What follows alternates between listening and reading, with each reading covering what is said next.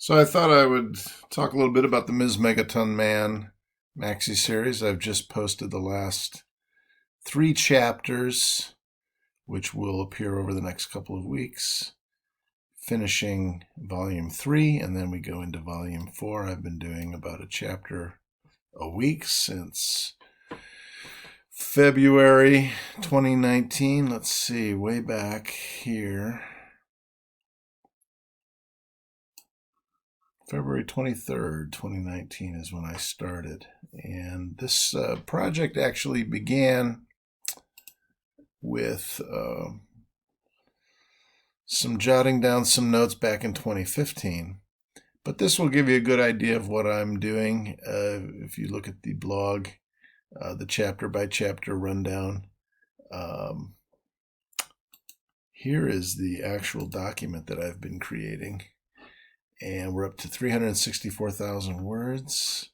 We're up to, it's actually 90 chapters in this document because I've actually gone back and revised a little bit.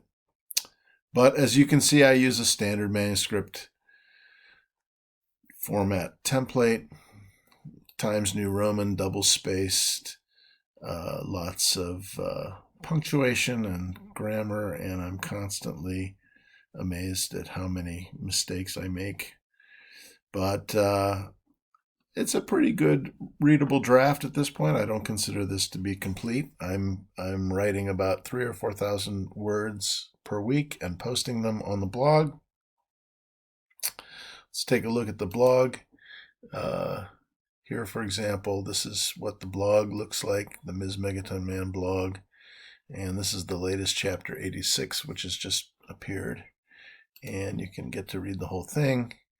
You can read it on your iPad. You can read it on your device, and so on. I usually put some artwork at the end. For example, this was an unpublished piece. This was a new drawing. Sometimes I'll just do the old panels from comic books and so on. I decided on Clarissa as the narrator after a long trial and error period. I did a couple drafts of prose stories,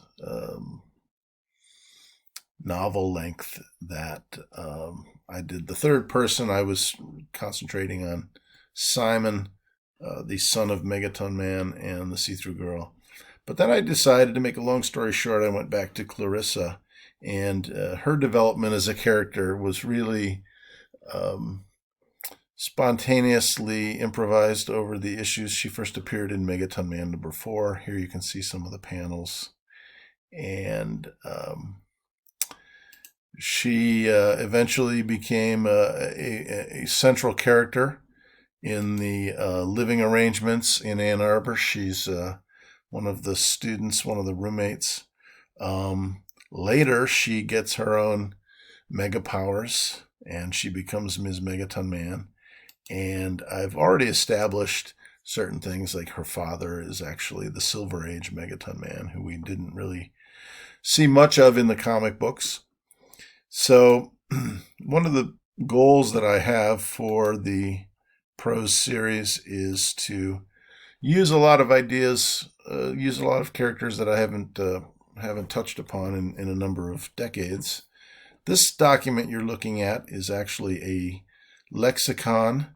What I did in the summer of 2015 is I read all my old comics and I made notes. And as you can see, I don't have an entry yet for Tyranno Man, but I did note it down.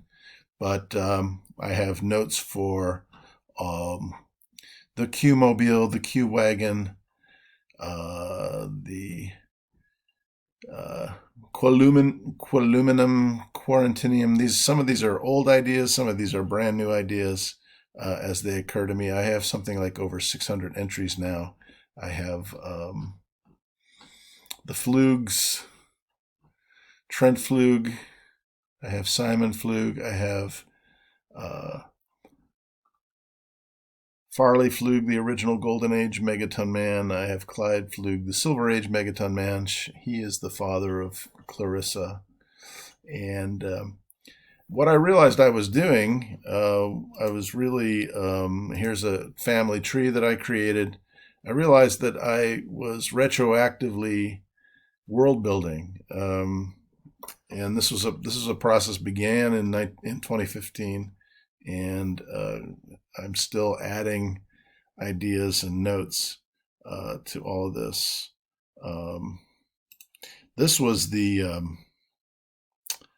these were some of the notes that I made from my comic books. I was reading my comic books in 2015, and I made actual notes of all of the names, all the secret identities, all of the catchphrases, all of the evil corporations, everything like that. And this was a document that I created in the summer of 2015. These were just all ideas that I had in my mind to explore with Megaton Man.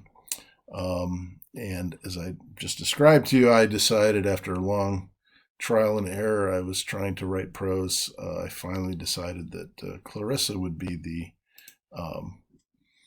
the main focus. Something about the character, she's always my default sketching character. I did plan to do at one point an actual comic book with Kitchen Sink Press. I was doing one shots in those days. Everything had to be a number one. And I never got to actually draw this. I ended up using this idea in Bizarre Heroes, but I never did a whole issue based on Ms. Megaton Man, and it was kind of a shame because I keep drawing her over and over again. It was actually advertised in Yarn Man, as you can see. I post a lot of artwork, of course, and I post a lot of the old comics, and I try to illustrate the prose stories with new artwork. This is my kind of my daily journal. I've let's see how many words this is over 500,000 words. I've been writing a daily journal just as warm-ups and just as